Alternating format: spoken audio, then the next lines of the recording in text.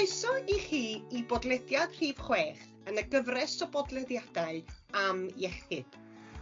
Bwriad y gyfres hon ydy rhoi platfform I ni gael trafod materion sy'n ymwneud ag iechyd a hynny trwy gyfrwng y Gymraeg. Yn y podlediad hwn, fe fyddwn nhw'n trafod pwnc sy'n gynyddol ar y newyddion y dyddiau hyn, sef Iechyd Meddwl Pobl Ifanc. Rhian Thomas ydw I a dwi'n ddarlithydd y maes astudiaethau plentyndod ac ieuenctid yn y Brifysgol ym Mangor. Mae llawer o drafod ar y ffactorau sy'n gallu effeithio ar iechyd meddwl pobl ifanc, a'n bwriad ni heddiw ydy agor cil y drws ar rai o'r ffactorau hynny. Dwi'n edrych ymlaen at drafodaeth ddifyr yng nghwmni rhai sydd o gwmpas y bwrdd efo fi. Ga'n gyntaf felly ofyn I bawb gyflwyno eu hunain. Wel, mae'r Edwards, dwi'n seicolegydd clinigol wedi bod yn gwneud y gwaith ers bron iawn I 10 mlynedd ar 20. Arbenigo ar hyn o bryd mewn gweithio o fewn y llysoedd teulu yn asesu plant a phobl ifanc a'u teuluoedd, rhieni, newydd, gofalwyr maeth.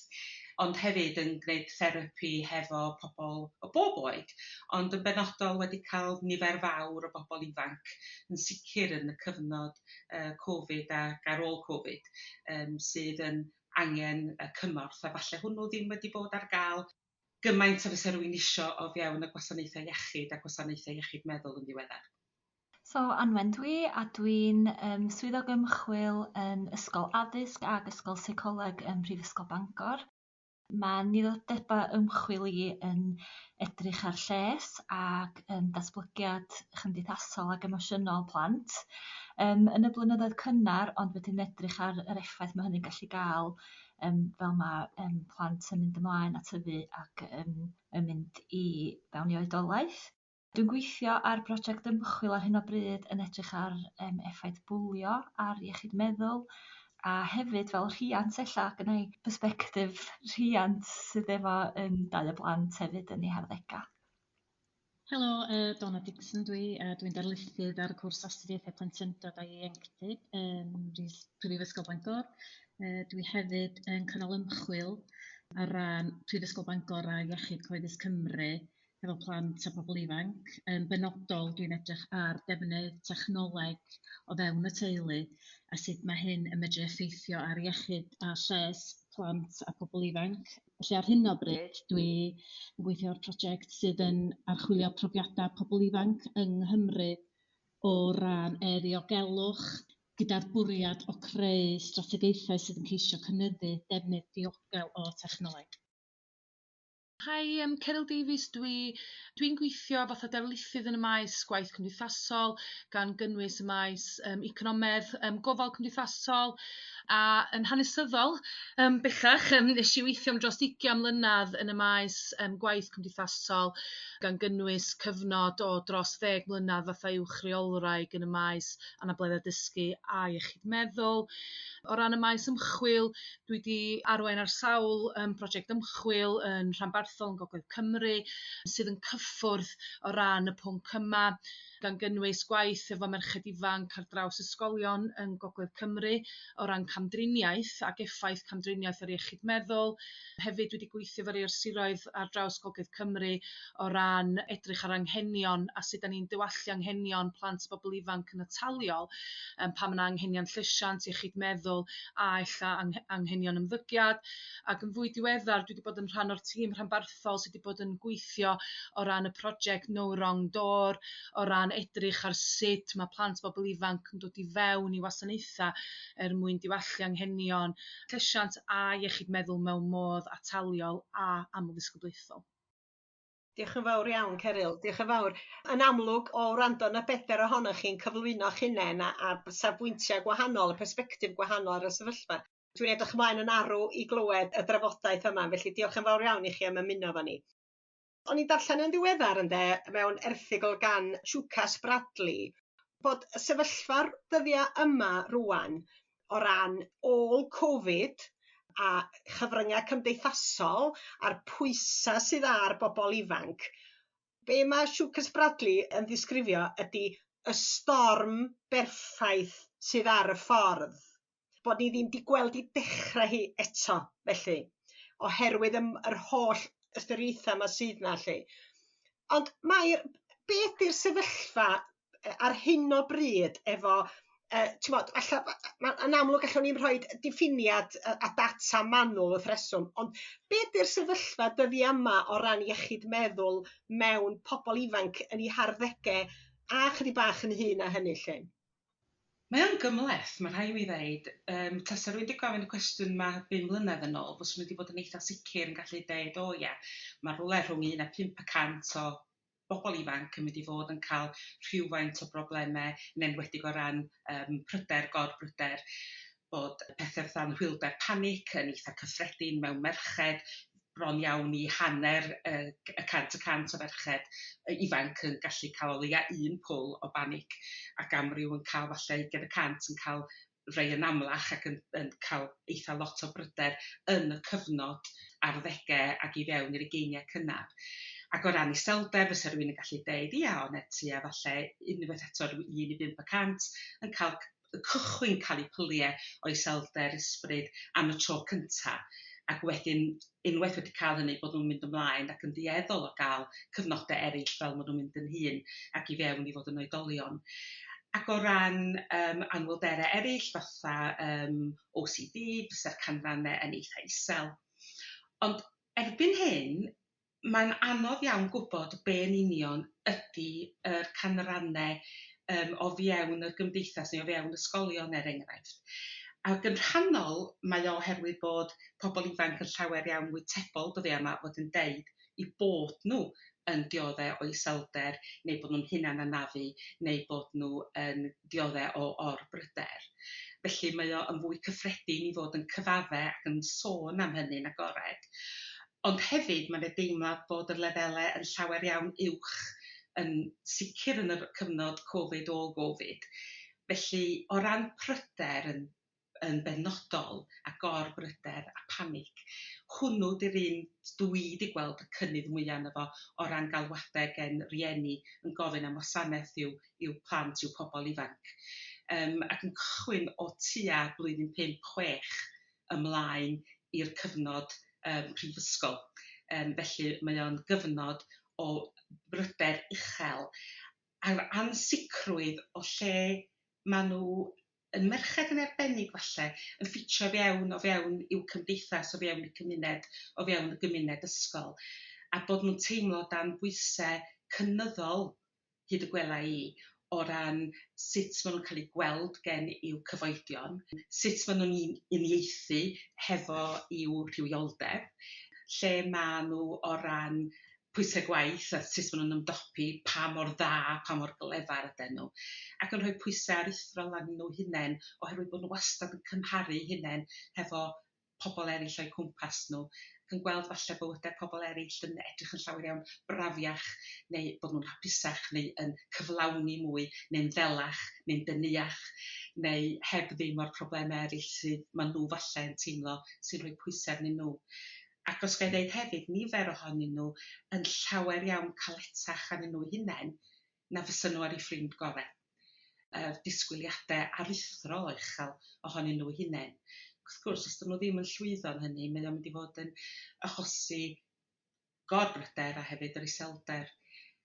So ni hefyd yn ychwanegu bod yna nifer fawr o'n pobl ifanc ni bellach wedi cael llawer iawn mwy o droma a pethau anodd bywyd yn digwydd iddyn nhw.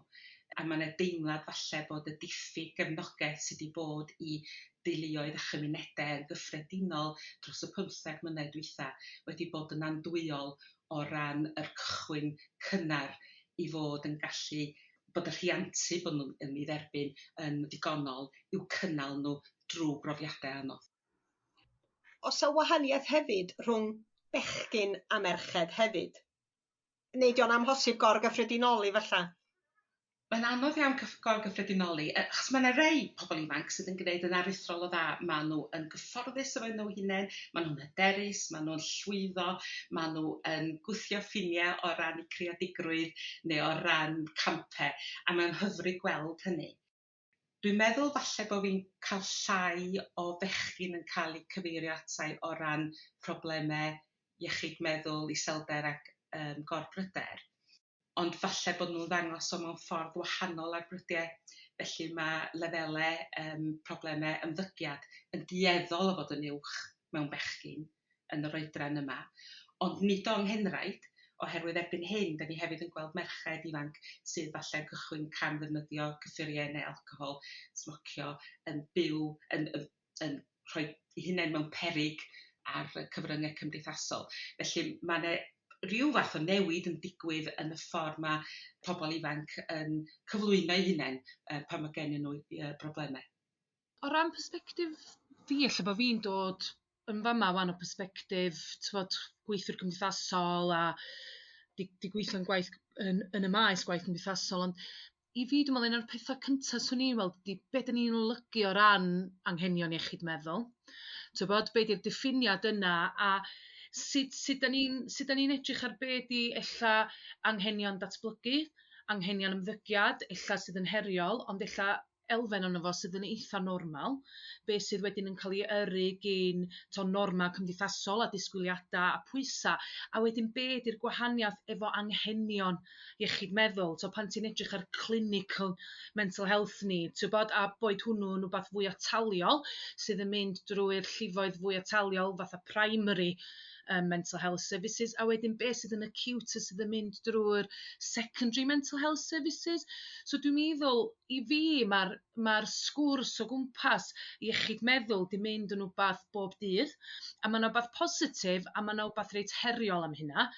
Positif o ran bod y sgwrs yn agorad, a mae'n llai o stigma o gwmpas anghenion iechyd meddwl, ond wedyn dwi'n meddwl, ella chdi bach fwy negyddol, dwi'n meddwl bod anghenion sydd fwy'n cyd-fynd efo norma cymdeithasol, disgwyliadau, pwysa cymdeithas yn cael ei labelu fel anghenion iechyd meddwl, a dwi'n gweld y ddau chdi bach wahanol.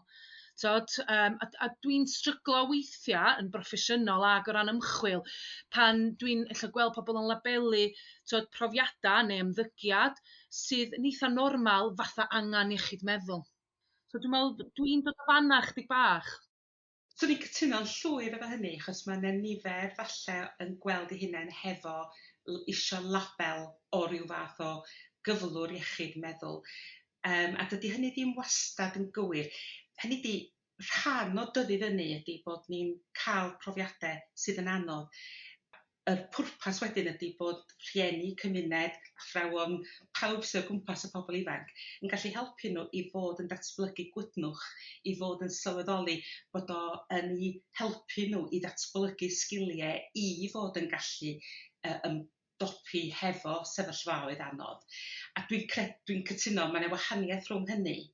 A falle rai rhieni'n teimlo weithiau bod nhw wedi colli sgiliau, bod yr sgil fysa rhywun yn disgwyl i riant i gael i fod yn gallu cynnal i person ifanc nhw ddim gennyn nhw, oherwydd bod nhw'n teimlo bod angen arbenigedd bob tro. A dwi'n meddwl bod ni angen symud i ffwrdd i wrth hynny. Ond dwi hefyd yn teimlo bod y pwysau aruthrol yn peri i rei pobl ifanc fod yn cychwyn ar daith o broblemau iechyd meddwl falle llawer iawn cynt na fysa ni wedi ddychmygu 10 mlynedd yn ôl. Dwi'n meddwl bod lot hynna'n cael ei yrru gyn agweddau cymdeithas, a dwi'n meddwl bod lot yn cael ei yrru hefyd gyn norma cymdeithasol, a sut mae heina di siapio ag y pwysa sy'n o gwmpas y norma cymdeithasol na. Un prosiect ymchwil dwi'n arwain ar draws Gymru gyfan ar hyn o bryd ydy mesur sut mae gwasanaethau gan gynnwys gwasanaethau o'r adran neu'r meysydd polisi tai, addysg, iechyd gan gynnwys iechyd meddwl a gwaith cymdeithasol yn gweithio fo plant mewn gofal sy'n gadael gofal, sydd wedi cael y profiadau na o fod yn blant mewn gofal awdurdod. A un o'r pethau dwi wedi dod ar draws o'r llenyddiaeth ydy ffordd da ni'n cymharu pobl ifanc o ran norma cymdeithasol a disgwyliadau penodol o ran safona addysg a anghenion iechyd meddwl a'r pwysau sy'n dod o fanna, a hefyd weithio o ran gwydnwch. Bod ni'n mesur pobl o ti'n cyrraedd y safon yma achos mae genoch chdi wydnwch, ti'n okay lle. A weithiau, I guess, mae'n okay ddeud I'm not okay. Ti'n gwybod yma pawb yn mynd drwy'r camau datblygiadol yna lle ti'n cael good, bad day, a mae ei wneud efo cefnogi hynna, a fel ddech chi'n deud mae'r cefnogi rhieni di weithio drwy hynna a'r camau yna sydd yn eitha normal weithiau ar y rei o'r sialensiau sy'n codi o hynny. Donna, wyt ti wedi bod yn gwneud gwaith ymchwil ar y rhai o'r pethau sy'n gallu effeithio yn dwyt, y ffactorau sy'n gallu effeithio ar bobl ifanc. Ti bod yn gwneud peth ar y cyfryngau cymdeithasol, do? Do, yn benodol dwi wedi bod yn edrych ar yr effaith o technoleg o fewn y teulu. Yn blaenorol lle, mae'r darn o ymchwil wedi edrych ar y defnydd o technoleg a sut mae o yn medru gael effaith negatif ar iechyd meddwl plant a pobl ifanc o ran pryder ac iselder. So beth da ni wedi edrych ar sut mae defnydd technoleg o fewn y teulu yn amharu ar rhyngweithio yn cymdeithasol, so rhwng y rhiant a'r plentyn. So beth da ni wedi datgan be mae'r canfyddiadau'n awgrymu ydy bod y defnydd o technoleg yn creu problemau rhwng neu torri lawr yr ymlyniad rhwng rhiant a plentyn. A wedyn hynny wedyn yn amlwg yn Llancyndod mae'r perthynas rhwng rhiant a plentyn mae o'n eithriadol o bwysig a felly mae'r technoleg yma yn gael effaith mawr ar y perthynas a felly mae'r plentyn mae'r perthynas yna'n ffactor amddiffynnol i iechyd meddwl ac felly dyna ydy'r pathway sydd wedi dilyn at hynny. Ond i adeiladu ar be oedd Mair ac Eryl yn dweud gyna o ran yr ochr technoleg yn symud ymlaen o'r ymchwil yna, dwi yn teimlo bod rhieni yn teimlo bod gynna nhw ddim y sgiliau o ran defnydd o technoleg ac bod gynna nhw ddim y sgiliau digidol i addysgu'r plant. A mae yna gymaint o bwysau o ran y cyfryngau cymdeithasol a falle, be oedd Mair yn dweud, pwysau i gymharu trwyoldeb y disgwyliadau uchel yma. Mae'r cyfryngau cymdeithasol yn negeseuon TikTok ac yn y blaen, y negeseuon maen nhw'n rhoi allan, maen nhw yn medru bod yn bositif, ond maen nhw yn medru bod yn platfform dda ofnadwy i pobl cymdeithasu a cyfathrebu hefo'i gilydd yn sicr yn ystod Covid. Ond pan da ni yn edrych ar rei o'r cynnwys, mae angen i ni cofio bod o yn cael effaith lot ohono fo ar sut mae person yn gweld hynny o hunaniaeth, ar rhywioldeb nhw, ar pwysau, mae'n rhoi lot o bwysau ar ar y person ifanc da. Ie, ond dwi'n meddwl mae hyn eto yn dod pan da ni yn ystyried yr effaith mae technoleg yn gael ar iechyd meddwl plant.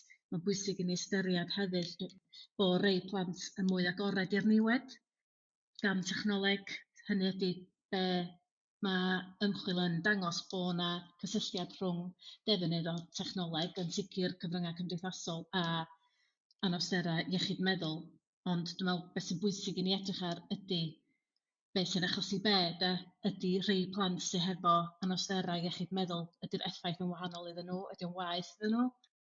So, Ga i ofyn Donna, o ran y rhieni, un o'r problemau dwi'n gael yn achosurol hefo rhieni dwi'n asesu ydy bod nhw'n talu llawer iawn mwy o sylw i'w ffôn symudol eu hunain nag ydyn nhw i'w plant.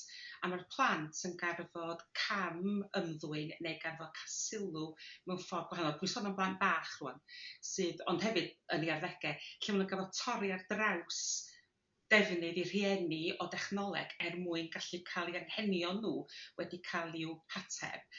Ac i fi, mae hwnnw yn syth bin yn dangos nad ydy yr plentyn ddim yn cael y flaenoriaeth. Mae'r ffôn neu'r dechnoleg yn cael y flaenoriaeth. A mae rhaid, dwi'n credu bod hwnnw'n handwyol iawn ar gyfer datblygiad y berthynas wedyn rhwng y rhiant a'r plentyn. Mae hynny diddorol. Dyna oedd yr ymchwil blaenorol nes i ymgymryd. Prif nod, a dyna oedd wedi cael ei sefydlu o gwmpas, a mae yna term i hynny, technoference neu fubbing. So fubbing ydy ffôn and snubbing i gael ei roi at ei gilydd lle. A mae o yn rhan o ymchwil sy'n yn cynyddu. A dyna yn union mae'r ymchwil yn dangos o plant ifanc. Maen nhw'n gorfod actio allan i gael sylw y rhiant. A mae yna gymaint o bwysau ar rhieni dyddiau yma efo gwaith a hefyd cyfryngau cymdeithasol i cadw mewn cysylltiad a falle. So mae yna bwysau i rhieni a mae'r defnydd o technoleg yn tyfu gymaint. Mae plant yn gorfod cwffio i'r sylw plant bach, ond wrth gwrs mewn Llancyndod mae'r ymddygiadau wahanol dydy. So mae'r ymddygiadau mewnol yn mwy amlwg fel iselder a pryder, a dyna nathon ni ddarganfod yn yr ymchwil. Oedd y canfyddiadau'n dangos bod yna gysylltiad rhwng rhieni neu plant yn eu harddegau'n teimlo bod y rhieni'n anwybyddu nhw i fod ar yr eitemau digidol neu ffôn symudol, a bod nhw'n anwybyddu nhw, a wedyn o'na cysylltiad rhwng hynny, y teimlad hynny, a iselder a pryder. Felly mae o'n rhan o ymchwil sy'n cynyddu ar y funud. A mae hynny'n, a be wnaethon ni ddarganfod oedd, neu beth da ni'n awgrymu ydy, oherwydd mae'r technoleg yma ac anwybyddu'r plant yn cael effaith ar yr plentyn, oherwydd maen nhw'n teimlo bod y ffôn yn mwy pwysig na nhw. A felly mae hynny wedyn, ond hefyd nathon ni ffeindio cysylltiad rhwng defnydd rhieni o technoleg a defnydd person ifanc, pobl ifanc o technoleg, a hynny wedyn yn dilyn ymlaen i bod yn gaeth i defnyddio technoleg, a wedyn wrth gwrs mae hynny'n effeithio iechyd meddwl ac yn y blaen. Diolch yn fawr ti Donna, achos mae plant wrth reswm yn mynd i gopïo modelau rôl sy'n o'i cwmpas nhw, ac os da ni fel oedolion wrth reswm yn gaeth i'n ffôn, dyna sut mae'r plant yn meddwl mai dyna sut mae byw bywyd yn dydi, dyna di'r broblem yn aml iawn ynde. Anwen, o ran dy ymchwil di a'r prosiectau ti di bod yn gweithio arnyn nhw, ti wedi bod yn gweithio ar y prosiect Cifa bwlio yn benodol yn dwyt? Pa ganfyddiadau ydych chi wedi cael, ti'n modd, o ran y cysylltiad rhwng hynny a iechyd meddwl bechgyn a merched? So, gyda chi rhyw ganfyddiadau lle, neu ryw erthyglau ti wedi ddarllen yn ddiweddar? Does am byd yn gwahaniaethu rhwng merched a bechgyn efo iechyd meddwl, efo bwlio, ond dwi'n meddwl un peth i ystyried hefo yr defnydd yma o dechnoleg, a ella bod ni'n gaeth i'r difeisia yma, ydy does am denig o'r wrthfwlio dim mwy nag oes. Os mae plant yn gaeth i'r pethau yma, a maen nhw just yn derbyn yr bwlio ella trwy'r amser, dydy. Dyn nhw'n just digwydd yn yr ysgol, wyneb yn wyneb, mae o rhywbeth, dyn nhw'n methu denig oddi wrtho fo. Dwi'n meddwl bod hynny'n cael effaith niweidiol ofnadwy wrth feddwl am fwlio, lle.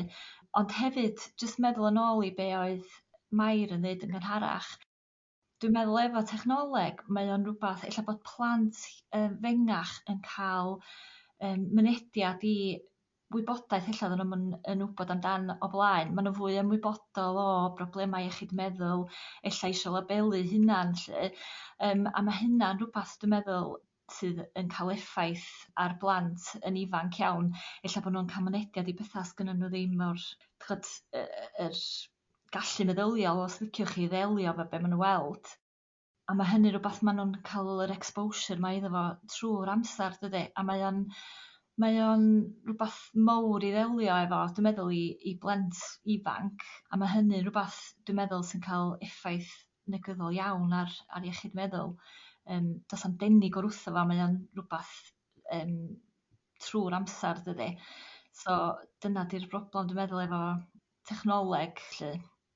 Un o'r pethau dwi'n trio cynghori rhieni pan dwi'n gweithio hefo teulu ydy bod yna reolau ffiniau o gwmpas y defnydd yn enwedig dros nos. Hynny ydy bod ffonau a technoleg ddim yn y llofftydd dros nos, neu be mae rhywun yn gael ydy enwedig yn ei arddegau bod yna bobl ifanc yn mynd ar-lein 2-3 o'r bore, rhieni'n cysgu, dysgu nhw ddim syniad be maen nhw wedi bod yn edrych arno fo.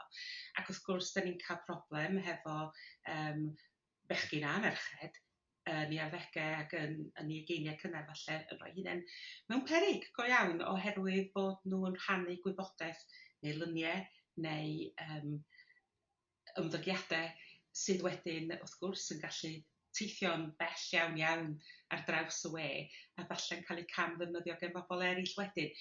A felly does na ddim dengid oddi wrthyn nhw, achos unwaith mae o y tu hwnt i'w ffôn nhw, mae o ar gael falle i bobl sydd yn mynd i wneud cam ddefnydd o hwnnw. A dwi'n meddwl bod hwnnw'n gallu achosi lefel pryder uchel iawn i'r rhieni falle fwy nag i'r pobl ifanc ar y pryd. Ond wedyn, pan maen nhw'n ei geiniau cynnar, maen nhw'n cychwyn poeni am be oedden nhw wedi rhoi ar-lein pan oedden nhw falle yn 15 oed, ac yn gwybod bod gen nhw ddim rheolaeth drosto fo bellach. Ac yn sicr do hwnnw ddim yn rhywbeth o'n i'n gael dopi efo fo pan o'n i'n 'u oedran nhw.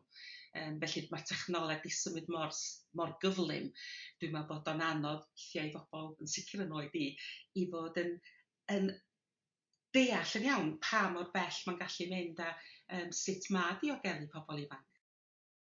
A mae 'na fwy o ffyrdd does i fwlio a pethau i fwlio amdan does, t'god edrychiad, t'god y wahanol diwyllianna sydd o gwmpas ŵan lle ma' 'na fwy o ffyrdd i blentyn gael ei fwlio amdan does, yn hytrach na t'god sut oedden nhw'n edrach neu ma' 'na lot o betha ma' nhw'n gallu cael eu targedu amdan hefyd does ar y we. Un o'r pethau dwi wedi ddarganfod drwy'r ymchwil dwi wedi gwneud mewn ysgolion yn Gogledd Cymru ydy mae'r fatha'r surveillance 24/7 'na o ran bwlio a rheolaeth dros unigolyn gan ddefnyddio rhwydweithio cymdeithasol yn aml iawn wedyn yn gallu esgelatio i fod yn gamdriniaeth. A mae'r bwlio yna fel oedd Anwen yn sôn, dydy o byth yn stopio, mae o'n gallu just cario ymlaen, mae o drwy diwrnod, does na'm ffordd i symud i hun oddi arno fo. A mae lot o'r features, swn i'n ddeud, o rei o'r apps a rei o'r social media apps penodol yma yn eitha pryderus pan ti'n edrych ar deda Snapchat, lle mae rhywun yn gallu tracio lle mae rhywun a gallu cael disappearing messages lle ti'n gyrru nhw, a wedyn mae'r rei o'r lluniau yma, rei o'n nhw sydd yn anaddas yn gallu just diflannu. So mae rhywun yn gofod cwestiynu wedyn, os na ti'n isio rheolaeth dros rhywun, neu ti isio creu pryder bod rhywun yn colli allan ar rhywbeth penodol, neu ti isio rili gyrru ffwr ar yr elfen bwlio, pam bod na features fel na mewn apia penodol. A drwy'r gwaith nes i wneud efo merched ifanc, oedd o'n amal iawn yn dilyn i issues reit sylweddol o fwlio a hefyd camdriniaeth emosiynol, camdriniaeth rhywiol a camdriniaeth corfforol 'lly. A ma' 'na lot o ymchwil hefyd yn dangos efo bwlio mewn achosion bwlio be' sy'n yn codi'r pryder mwya neu'n effeithio iechyd meddwl fwya ydy plant yn meddwl bo' 'na neb yn neud dim byd amdano fo 'lly, bo' 'na neb yn ymyrryd. A dwi'n meddwl os 'di'r petha 'ma'n digwydd ar y we, mae o'n guddiedig dydi, so neb yn gallu neud dim byd, so ma' hynny dwi'n meddwl hefyd yn gallu ca'l mwy o effaith negyddol. Dych'o' bo' nhw'n teimlo bo' nhw ar ben eu hunan a bo' 'na neb yn mynd i helpu 'de. Ond hefyd, wrth gwrs, yn aml iawn be dwi'n gael gen bobl ifanc ydy deud, dwi'm isio neb wybod bod hyn yn digwydd. Dwi'm isio'r ysgol bod neith o jyst neud pethau'n waeth i mi. Dwi'm isio mam a dad wybod, achos na nhw jyst gymryd y ffôn i ffwrdd arna i. Felly mae rhywun wedyn yn gael gweithio o fewn y fframwaith yna i fod yn helpu nhw sylweddoli mae 'na ffyrdd o ddelio efo hyn, dydy hyn ddim yn dderbyniol. Wyt ti'n haeddu gwell na hyn, wyt ti'n haeddu cael dy drin efo parch, wyt ti'n gydradd a phawb bod o gwmpas di, a mae'r negeseuon yna rwsyd yn ei angen cael heini drosodd i bobl ifanc, bod gen nhw hawl i cael eu trin yn barchus gen bawb maen nhw'n dod ar eu traws nhw. A os ydy hwnnw'n ei le iawn, mae o'n gwneud nhw'n llawer iawn fwy bregus yn fwy tebygol, dwi'n meddwl, o gael eu bwlio neu gael eu targedu, neu i fethu dod i ffwr oddi ar y cyfryngau, o'r gynnw ofn bod rhywun wedi dweud rhywbeth amdanyn nhw a bod nhw ddim yn mynd i fod yn gwybod. A dwi'n ffeindio hynny'n eitha anodd weithio hefo person ifanc, cael nhw sylweddoli mae gen ti o fod yn rhannu'r wybodaeth, mi fedra ni helpu i ofalu bod o ddim yn cario ymlaen. Ond o ran, da ni wedi trafod rwan sut mae pobl eraill yn gallu effeithio ar yn iechyd meddwl ni neu iechyd meddwl pobl ifanc lle. Ond ydych chi'n teimlo hefyd, o'n i darllen yn ddiweddar bod chi'n modd yr syniad yma o hunlyn neu selfies lle. A'r cysylltiad rhwng bod selfie yn agor y drws i ni fynd ati i ffeindio beia yn y ni'n hunain. Dach chi'n tynnu llun yna chi'ch hun a dach chi byth yn hapus efo'r llun nag dach. Dach chi'n faint o weithiau dach chi wedi gweld plant ifanc, dweud y gwir, yn golygu lluniau.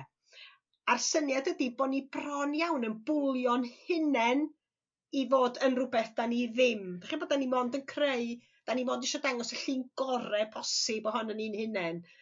Felly dydy reality bron iawn ddim yn bwysig, na chdi? A mae hynny eto, mae'n siŵr, dydy, efo be da ni a pobl ifanc yn weld ar yr cyfryngau cymdeithasol. Mae pawb efo filters, mae bywyd pawb yn berffaith, mae pawb yn, sa'n neb yn edrach yn real nag oes yn naturiol. So mae plant a pobl ifanc yn fatha rhyw isio hynna, dydy, isio edrach yn berffaith, ond dydy o'm yn ddelwedd gwir na di'r filters yma felly. So ia, mae hynny'n pryderus hefyd, ydy. Mae'n dod yn ôl â ni, dydy, at y ffaith bod y person ifanc ddim yn teimlo'n ddigonol fel maen nhw. A bod yr holl bwysau a'r pwysau cynyddol sydd arnyn nhw i fod yn berffaith ym mhob ffordd. Mae o'n amhosib, felly wrth gwrs bod nhw wedi fod yn teimlo, nifer ohonyn nhw yn wedi bod yn teimlo yn annigonol ac yn cymharu hunain hefo pobl eraill. Mae'n braf pan mae rhywun yn dod ar draws person ifanc sydd yn gyfforddus efo nhw hunain ac yn hyderus ac yn gallu mynegu hunain.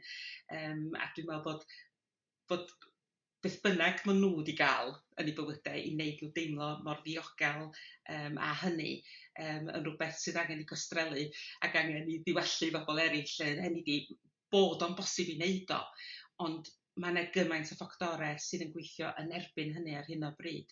A dwi'n cytuno efo Caryl, hynny di o ran bod yr apps falle sydd yn rhoi pobl ifanc mewn sefyllfa o fod yn dangos eu hunain yn gyhoeddus mewn ffordd, bod nhw'n meddwl bod o dim ond o fewn i'w criw bach nhw'n hunain.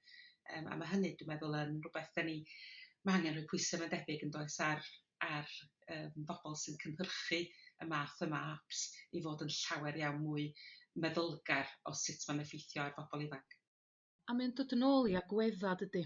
Agweddau a norma cymdeithasol sydd yn meddwl bod chdi angen bod ar yr apia yma wan i fod in it. Ti'n bod, i chdi fod yn y criw, ti angen cael y ffôn, ti angen cael ffôn symudol efo mynediad i'r we, a ti angen bod ar yr apia yma i gyd. Ti'n bod, dwi'n gwybod o ran gweithio fel yr ysgolion, yn enwedig yn ysgolion lleol, dwi'n gwybod bod lot o'r addysg o gwmpas defnydd addas a defnydd cyfreithiol o'r cyfryngau cymdeithasol, bod hynny'n digwydd yn lleol. Dwi'n gwybod bod hefyd addysg o ran perthnasoedd iach yn rhywbeth sy'n datblygu. Ond wedyn mae o angen bod yn rhywbeth da ni yn siapio ac yn cymryd perchnogaeth ar draws cymdeithas. I fi, mae unrhyw fatha solution neu ymatab i hyn yn gorfod bod tu hwnt i ysgolion, tu hwnt i llai wasanaethau iechyd, mae'n gorfod bod yn rhywbeth cymunedol, lle da ni'n dechrau ail siapio yr agweddau'r norma cymdeithasol i fod yn edrych ar sut da ni eisiau datblygu defnydd o ffôn symudol, technoleg a cyfryngau cymdeithasol ar gyfer edrych ar be ydy'r rhai'r materion llesiant cymdeithasol a llesiant iechyd meddwl a be ydy'r oblygiadau yn fanna. Sut da ni eisiau ail siapio hwnnw, chos dwi'n gweld o'n isiw bach wahanol i dyda fel o'n i'n deud yr acute mental health needs neu'r clinical mental health needs.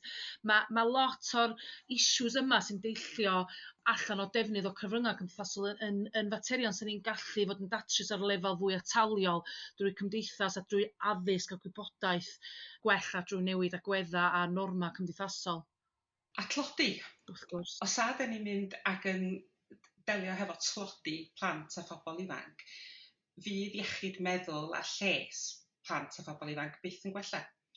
Achos mae difreintiaeth a mae'r holl gynlluniau oedd yn arfer bod ar gael i gefnogi rhieni hefo'u plant bach yn y lle cyntaf, ond hefyd wedyn fel nhw'n mynd drwy'r ysgol ac i fewn i'w arddegau.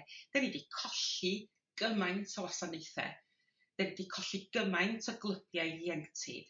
Da ni wedi colli gymaint o lefydd lle oedd pobl ifanc yn gallu dod ar draws oedolion oedd â diddordeb gwirioneddol yn nhw ac yn fodlon i'w hybu nhw a'i cefnogi nhw i fod yn symud ymlaen. A da ni wedi colli hynny i gyd oherwydd hynny. A dwi'n meddwl bod o'n anfaddeuol, dwi'n mynd yn eitha blin ac upset ynghylch y peth, oherwydd mae o jyst yn anerbyniol yn dydi, bod y lefel tlodi yng Nghymru mor uchel. Yndi. A pan ti'n edrych ar yr cyd-destun polisi cymdeithasol o ran tlodi plant, mae'n amazing. Mae gennym ni'r polisia, mae gennym ni'r cynlluniau gwaith sydd yn cael ei gyrru drwy'r llywodraeth sydd yn edrach yn amazing, ond da ni ddim yn gallu aplaio nhw i fewn i ymarfer, da ni'n yn cefnogi gwasanaethau gyda'r cyllideb hir dymor i wasanaethau, a chi rili gyrru ar yr agenda yma, a mae gennym ni yr lefelau tlodi plant ycha yn y Deyrnas Unedig ers blynyddoedd. A dydy'r polisia ar bapur sydd yn edrych yn greis ddim yn cael effaith ar llawer ddeiar ac yn rili deall, a dwi'n meddwl bod yna lot o bobl yn cymdeithas yn deall sut mae'n teimlo i dyfu fyny'n dlawd. Ia, yr oblygiadau hynny o ran stigma, yr oblygiadau o ran trio ffitio fewn, a sut da ni'n gallu newid profiadau plant bobl ifanc o ran y disgwyliadau yna. A hefyd mae'n dod yn ôl eto i norma cymdeithasol dydy. Ti'n bod be di'r norma cymdeithasol o ran safona penodol, o ran cael mynediad i adnodda penodol. Mae e gyd wan yn pwysleisio dydy, ella adnodda sydd tu hwnt i lot o deuluoedd. A mae'r un peth wrth gwrs yn wir am wasanaethau iechyd meddwl plant a phobl ifanc. Mae'r strategaethau sydd wedi cael ei roi yn lle dros 20 blynedd os nad mwy, wastad yn edrych yn dda ar bapur, ond dyn nhw ddim fatha taswn nhw yn cael i'w rhoi i ymarfer pan mae'n dod i'r cymunedau ac o ran y gwasanaethau. Dwi'n meddwl, yn sôn ar cychwyn ddech am dim drws anghywir. Hynny ydi, mae'r syniad yna bod y mynediad i fewn i wasanaethau i fod mor hawdd a phosib. Na dyna pobl ddim gafod, neu plant a phobl ifanc ddim gafod mynd o un gwasanaeth i wasanaeth arall, yn mynd i wylod y rhestr aros bob tro, cyn bod nhw'n gallu cael ei gweld, cyn bod nhw'n gallu cael ei asesu, a wedyn yn gafod aros am gyfnod hirach fyth, cyn bod nhw'n gallu cael gwasanaeth. A mae hwnnw hefyd, da ni'n gwybod sut i wneud o, ond da ni dal ddim yn ei wneud o. Ond o'n i'n falch o weld bod na wasanaeth 16 i 25 oed yn Ne Cymru yn Ngheredigion sy'n gyfrwng yn mynd i fod yn cael ei agor. Mae hwnnw, swn i'n deud, yn mynd i fod yn wasanaeth gwerthfawr iawn cyn belled bod o'n cael ei gynnal a'i ariannu'n gywir. Ac yn fuddsoddiad wrth reswm ar gyfer y dyfodol ynde. Achos fel o'n i'n sôn ar y dechrau, y storm berffaith yma, wel rwan di'r amser i atal y storm berffaith rhag datblygu ymhellach ynde. Wel, diolch yn fawr iawn i chi. Dwi'n meddwl bod ni yn tynnu at derfyn y sgwrs. A gai ofyn i chi felly, i gloi wan, awn ni rownd pawb, gofyn, be di'ch gobeithio'n chi wan o ran y dyfodol, o ran, da ni eisiau i crybwyll rhai gwasanaethau a polisïau, ond be di'ch gobeithio'n chi ar gyfer y dyfodol o ran iechyd meddwl pobl ifanc? Ceryl, gai gychwyn efo chdi? Dwi'n meddwl swn i'n licio gweld bod ni'n bod yn glir efo pobl ifanc o ran anghenion iechyd meddwl. So i fi yn gyntaf dwi'n meddwl bod eisiau rili gwahaniaethu hynny o ran beth sydd yn normal, be di rei o profiadau, be di rei o profiadau anodd ti'n gael am yn okay, a wedyn be di'r gwahaniaeth efo cael angan iechyd meddwl. So i fi mae hynny'n gorfod bod yn pwynt dechrau ac o ran cael addysg o gwmpas hynna. Ond pan dwi'n sôn dan addysg, dydw i ddim yn gweld cyfrifoldeb yma jyst yn eistedd o addysg ac ysgolion. Dwi'n gweld lot o'r atab yn fama'n dod drwy newid cymunedau, agweddau, norma cymdeithasol, hybiau cymunedol, aml ddisgyblaethol sydd yn cynnig gwasanaethau a sy'n cynnig cefnogaeth. Ond sy'n cynnig cefnogaeth fwy ar lefel isal, lot o'r pobl ifanc dwi wedi bod yn neud ymchwil efo, dwi wedi bod yn cefnogi dros y blynyddoedd, maen nhw'n deud, does gynna i ddim fatha y trusted neu'r sympathetic adult na, lle dwi'n gallu cael sgwrs cyfrinachol jyst yn mynd i wrando na fi, a mond hynna dwi angan illa. So i fi, mae'n gorfod bod yn waith ataliol, mae'n wahaniaeth angan bod efo hynny ac anghenion iechyd meddwl dwys, a dwi'n meddwl bod yr ateb yn gorfod dod drwy agweddau, norma cymdeithasol a gwasanaethau cymunedol. Diolch yn fawr. Donna.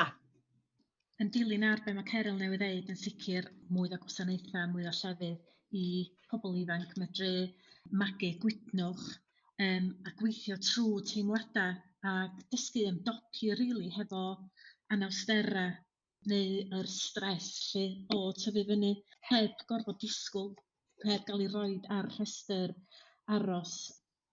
o'n i'n edrych ar ystadegau sy'n dangos canran uchel o plant a phobl ifanc sydd dydyn nhw'n derbyn y cymorth i anawsterau iechyd meddwl.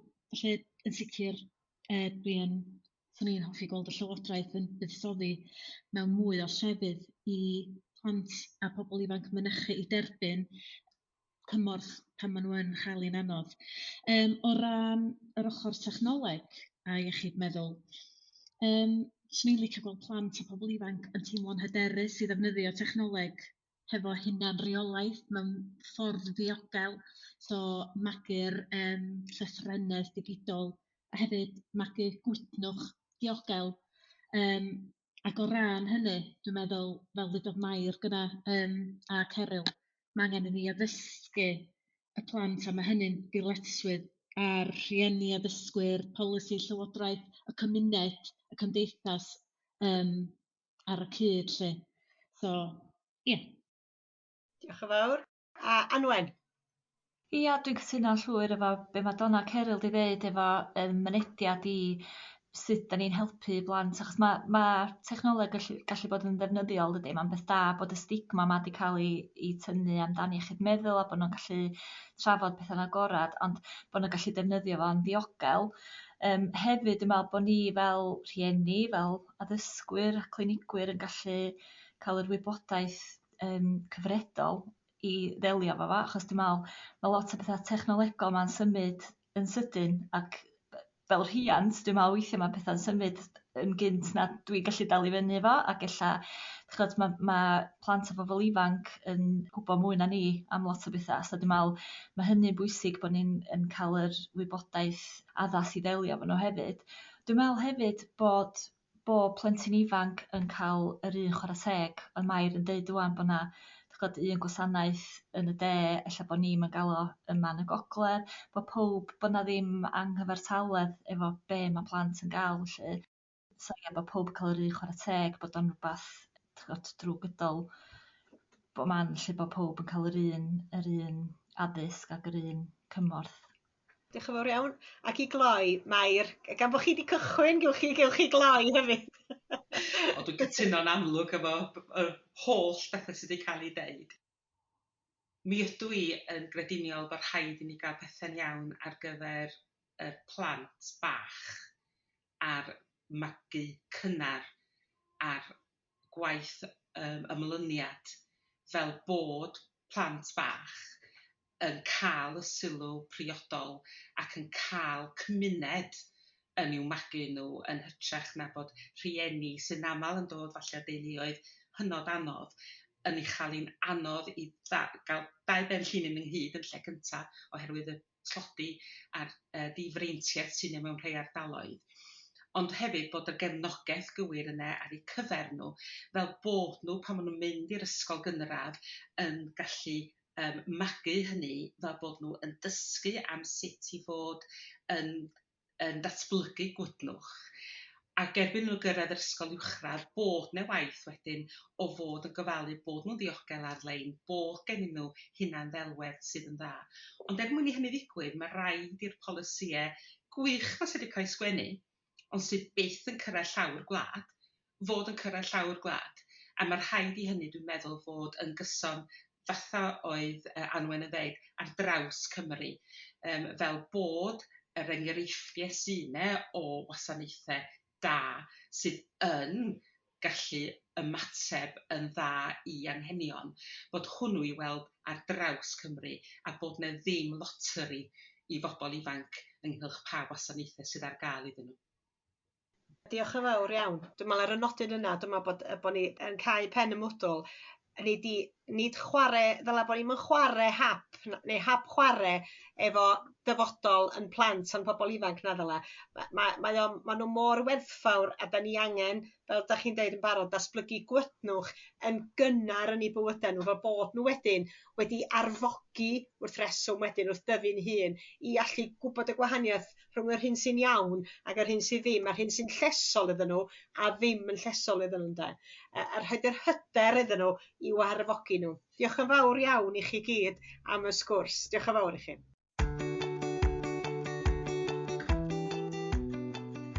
Diolch i chi am wrando ar y gyfres am iechyd. Gobeithio'ch bod wedi mwynhau gwrando cymaint a da ni wedi mwynhau trafod. Diolch i'r Coleg Cymraeg Cenedlaethol am y nawdd i greu y gyfres, a diolch i Aled o'r pod am gynhyrchu. Diolch yn fawr iawn i'n holl gyfranwyr am gytuno i gymeryd rhan. Gallwch danysgrifio i glywed mwy o benodau lle bynnag ydych chi'n gwrando ar bodlediadau, a chofiwch hoffi ein podlediad a'i rannu efo pawb sydd gan ddiddordeb yn y maes iechyd.